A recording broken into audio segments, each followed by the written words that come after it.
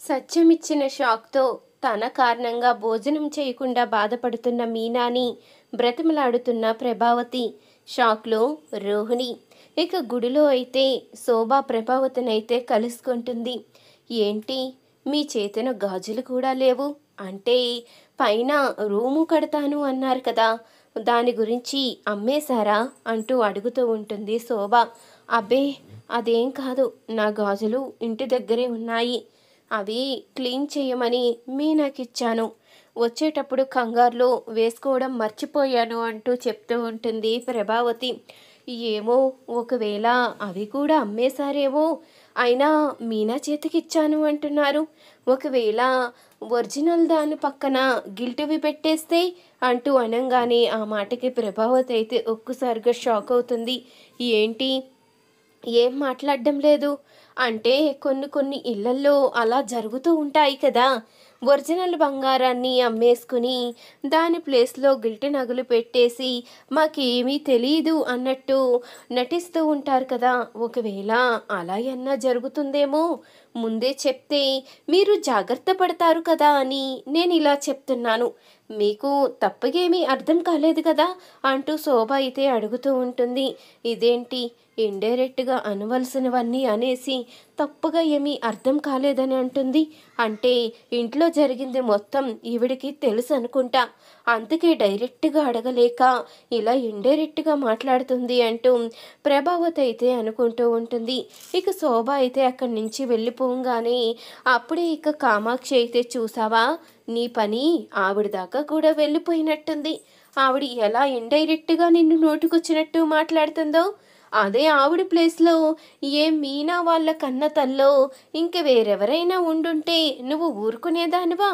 ఈవిడి ధనవంతురాలు కాబట్టి ఆ ఒకే ఒక్క కారణంతో ఏమీ మాట్లాడలేక మౌనంగా ఉన్నావు, అదే మీనాని మాత్రం నోటుకొచ్చినట్టు మాట్లాడుతూనే ఉంటావు, తను అమాయకురాలు కాబట్టి ఇష్టం వచ్చినట్టు నిందిస్తూనే ఉంటావు, ఏంటోదినా నువ్వు, నీ పద్ధతి ఇంకెప్పుడు మార్చుకుంటావు అంటూ కామాక్షి అయితే చెప్తూ ఉంటుంది. ఇక ఇద్దరు అలా మాట్లాడుకుంటూ ఉంటారు. ఇంతలో ఇక సత్యమైతే తన తరపున క్షమాపణ అయితే చెప్తాడు. మీ అత్తయ్య ఎలాగో మీకు క్షమాపణ చెప్పదు, మీ అత్తయ్య కారణంగా నువ్వు చాలా బాధపడ్డావమ్మా, నేను క్షమాపణ చెప్తున్నాను అంటూ సత్యం అయితే ఇక మీనాకి క్షమాపణ అయితే చెప్తాడు.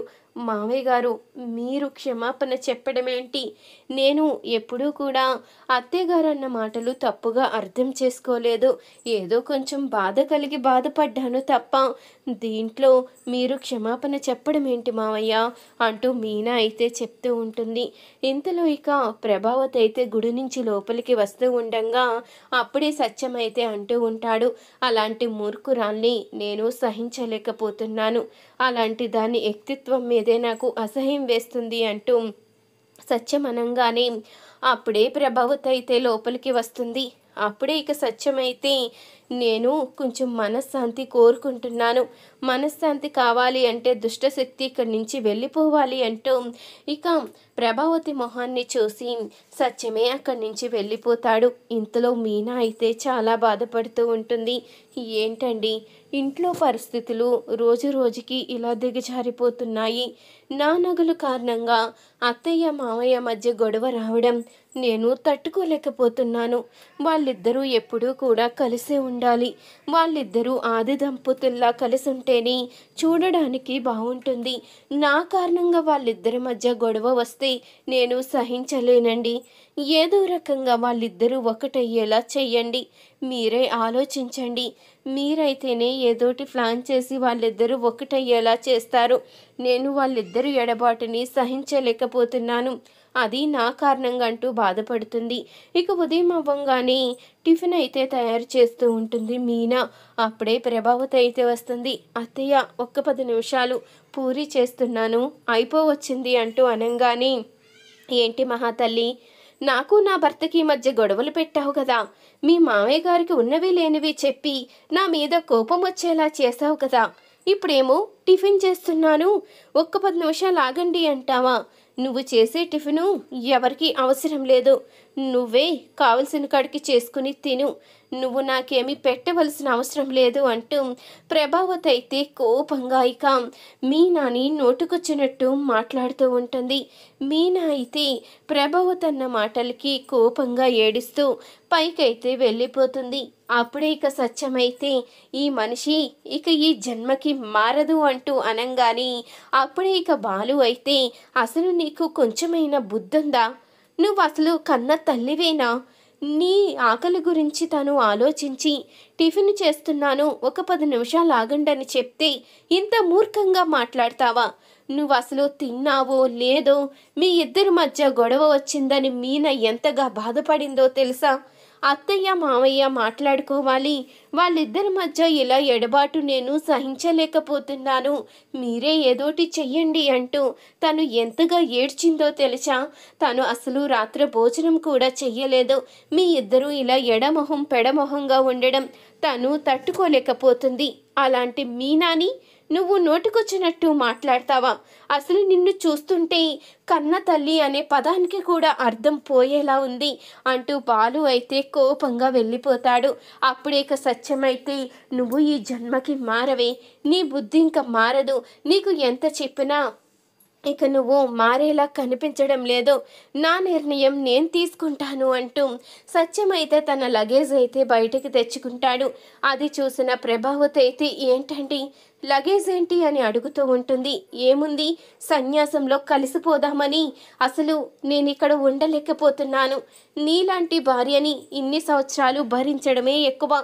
ఇక భరించే ఓపిక కానీ శక్తి కానీ నాకు లేవు. నేను ఇంట్లో ఉండాలి అనుకోవడం లేదు. నేను సన్యాసంలో కలిసిపోతాను. ఇక నువ్వు ఎవరిని సాధించుకు తింటావో నీ ఇష్టం.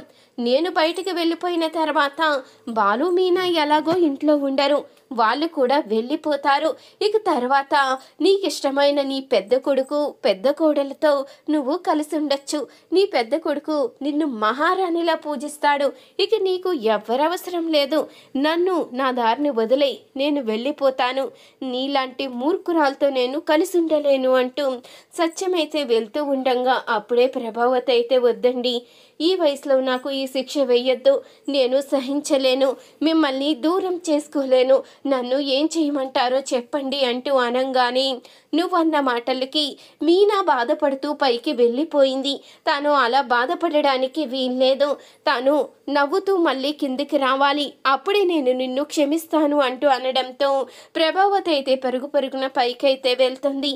ఇక ఏడుస్తున్న మీనా దగ్గరికి వచ్చి, అమ్మా మీనా, నువ్వు ఇలా ఏడుస్తూ ఉంటే నా కాపురం నాశనమైపోతుందమ్మా. మీ మామయ్య ఇంట్లోంచి వెళ్ళిపోతాను అంటున్నారు, సన్యాసంలో కలిసిపోతాను అంటున్నారు. ఈ వయసులో నాకు అంత శిక్ష వేయొద్దు. నిన్ను అన్న మాటలకి నన్ను క్షమించు. నిన్ను అనడం నా పొరపాటే. నా తప్పు తెలుసుకోకుండా తప్పు నాదైనా నీ మీదే తప్పు నెట్టి నిన్నే దూషిస్తున్నాను. నన్ను క్షమించమ్మా. నువ్వు దయచేసి నవ్వుతూ కిందికి రామ్మా, అప్పుడే మీ మామయ్య నన్ను క్షమిస్తారు. ఇక మీదట నిన్ను ఏమీ అనను, నిన్ను ఒక్క మాట కూడా అనను, నీకు ఇంట్లో ఏ పని చెప్పను, నా మాట నమ్ము, నువ్వు దయచేసి కిందికి రామ్మా అంటూ బ్రతిమలాడుతూ ఉంటుంది ప్రభావతి అయితే.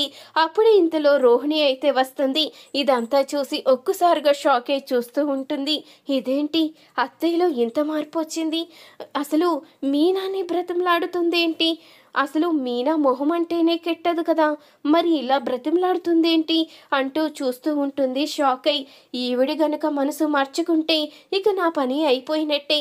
ఇప్పటి వరకు నన్ను గొప్పింటి ధనవంతుల బిడ్డగా చూస్తుంది, ఇప్పుడు మీనాన్ని గనక గొప్పగా చూసింది అంటే నా బ్రతుకు పని మనిషి బ్రతుకు అయిపోతుంది. ఇక అన్ని పనులు నా చేతే చేయిస్తుంది.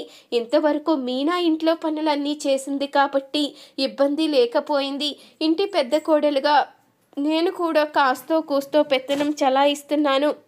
ఇప్పుడు మీనాకి ఏ పని చెప్పనని నా మాట నమ్మని అంటుంది అంటే ఖచ్చితంగా నన్నే పని మనిషిని చేసేస్తుంది, నాకే పనంతా అంటగడుతుంది, ఇక రేపటి నుంచి నా పని మనిషి బ్రతికేనా అంటూ రోహిణి అయితే తన మనసులో అనుకుంటూ షాక్ అయి చూస్తూ ఉంటుంది. ఈ వీడియో కనుక మీకు నచ్చినట్లయితే తప్పకుండా ఒక లైక్ చేయండి, మా ఛానల్ని సబ్స్క్రైబ్ చేసుకుని పక్కనే ఉన్న గంట సింబలపై ఆల్ అని క్లిక్ చేయండి. అప్పుడే మేము పెట్టే ప్రతి వీడియో మీరు మిస్ కాకుండా చూసేవచ్చు.